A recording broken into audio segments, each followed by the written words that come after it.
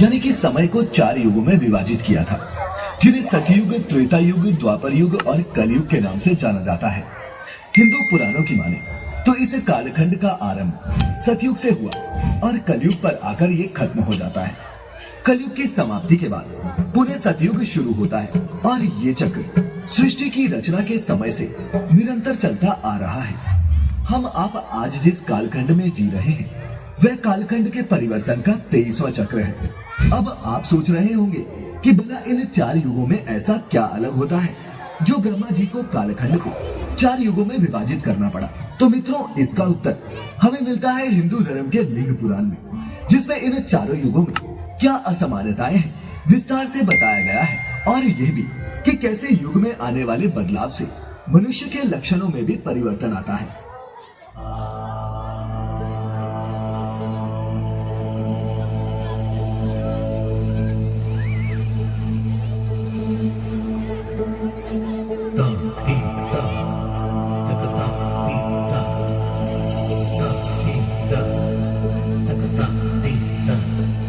नटराज राज नटराज नटराज राज नटराज नटराज राज राज राज नटराज नटराज राजा।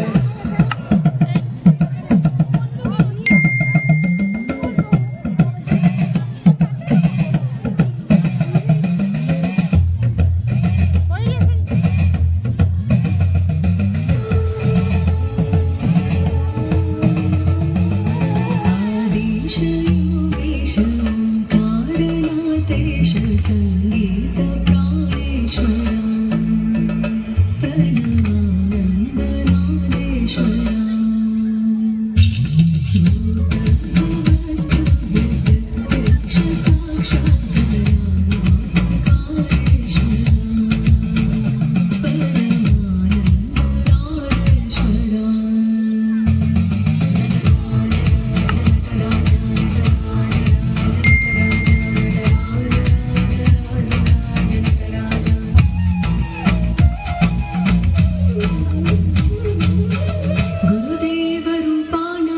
परमानंद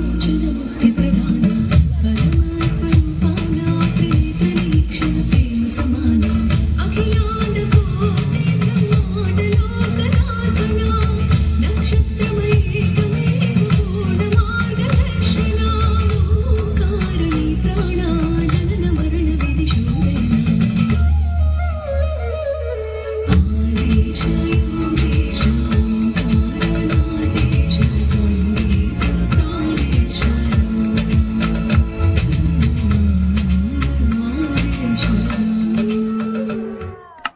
लिंग पुराण के अनुसार सृष्टि की रचना के पश्चात ब्रह्मा जी ने जब समय अर्थात कालखंड को 4 युगों में बांटा, तब सबसे पहले खंड का नाम सतयुग रखा गया। इसके बाद के कालखंड का नाम त्रेता, फिर द्वापर और फिर अंतिम कालखंड का नाम कलयुग रखा गया। पहले कालखंड यानी कि सतयुग में सभी मनुष्यों का एक ही धर्म होता है, और वह धर्म है स्वार्थ का त्याग, यानी कि सतयुग के मनुष्यों में कोई भी स्वार्थी नहीं होता।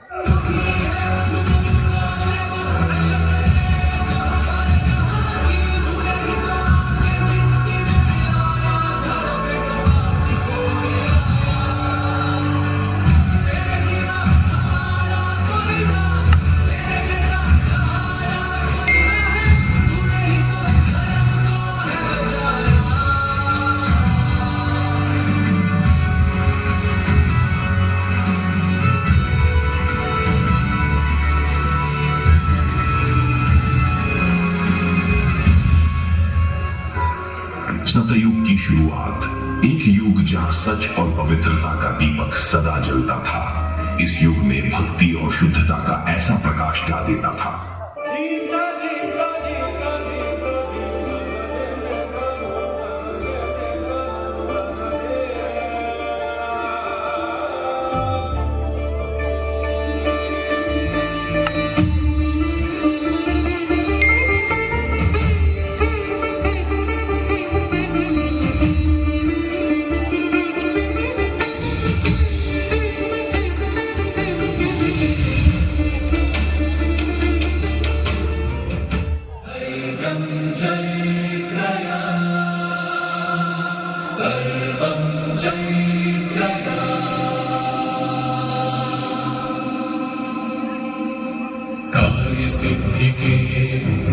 अर्श में तेरे तुझ पे हर सितारा मेहरबा मिलेगा।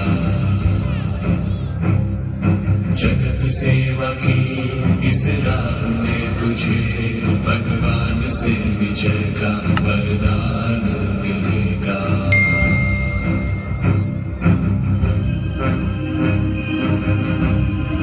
धर्मं जयतया, धैर्यं जयतया, सर्वं जयतया।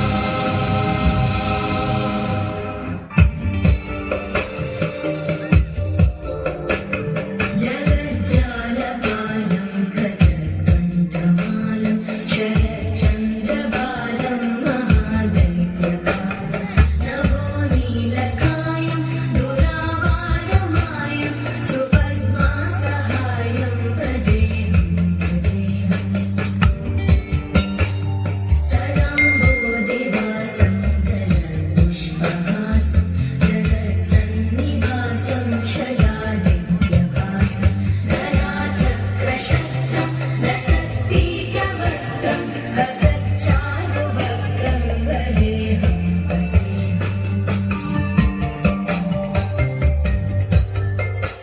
कालखंड का दूसरा युग त्रेता युग आरंभ होता है। मित्रों, त्रेता युग में मनुष्य अपने कर्तव्यों का पालन तो करते हैं, लेकिन सतयुग के मनुष्यों की अपेक्षा खुद की इंद्रियों पर संयम नहीं रख पाते।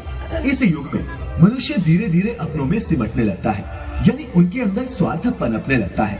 वे दूसरों की चुगली करने लगता है। साथ ही इस युग में मनुष्यों में ईर्ष्या की भावना भी जागृत होने लगती है। त्रेता युग ये वह काल था जहां श्री राम और सीता के प्रेम, त्याग और धर्म का अनुसरण होता था। यह युग था मर्यादा और आदर्श का, जहां हर बलिदान में समर्पण और साहस का प्रत्यक्ष दर्शन होता था।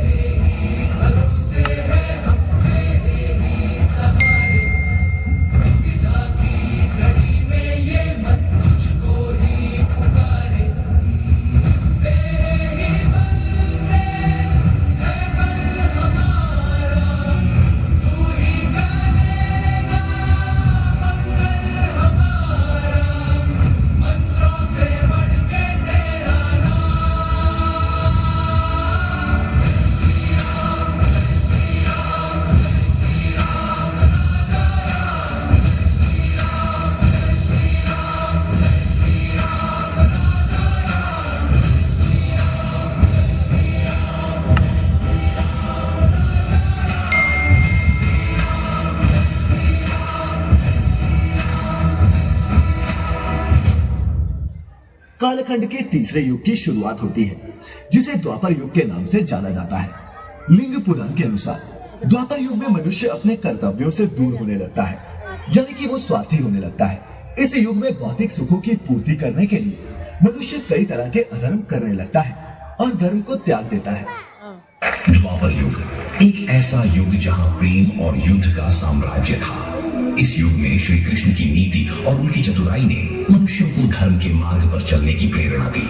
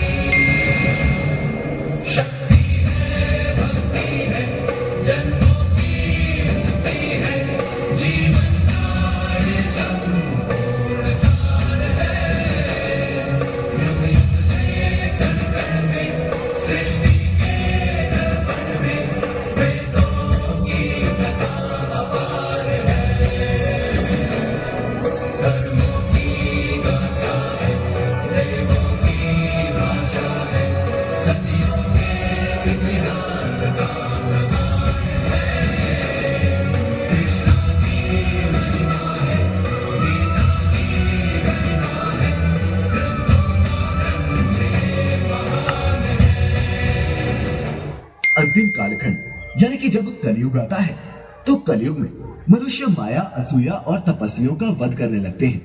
इस युग में मनुष्य अधार्मिक, अनाचारी, महाक्रोधी और अल्प बुद्धि वाले होते हैं। कलयुग एक ऐसा युग जहां मोह, माया, लोभ और काम भावनाओं ने सत्य को ढक लिया है। इस युग में इंसान बाहरी सुखों की खोज में अपनी शांति खो बैठा है।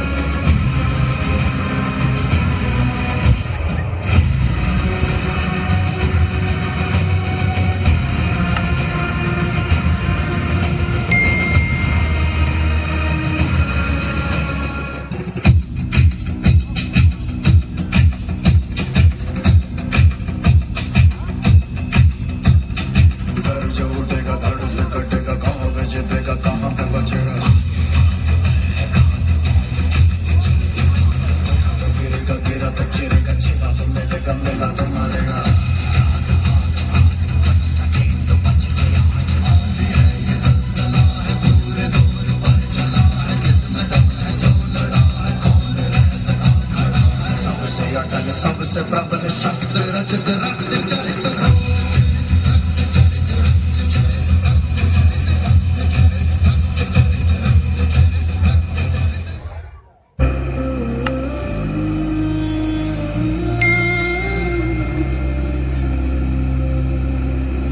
पाप का अंधेरा जब हद से बढ़ जाएगा, धरती का भी सीना फट जाएगा।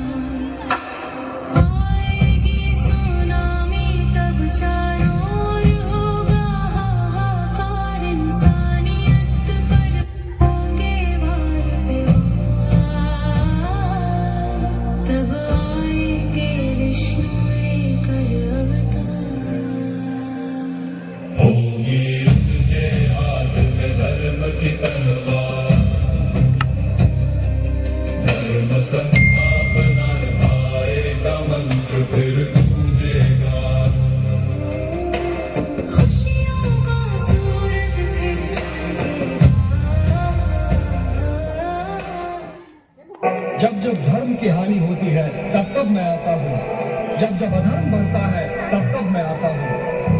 सज्जन लोगों की रक्षा के लिए मैं आता हूँ, दुष्टों का विनाश करने के लिए मैं आता हूँ, धर्म की स्थापना के लिए मैं आता हूँ और युग युग में जन्म लेता हूँ।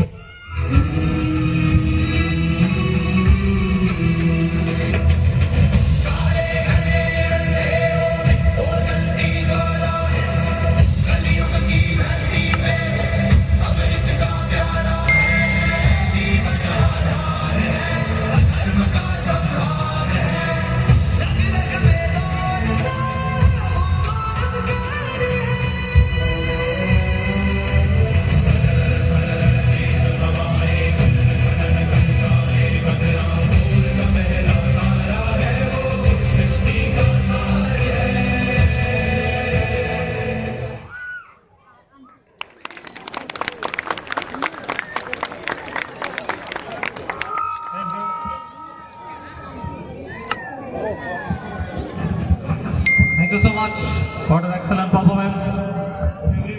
With every program, the level is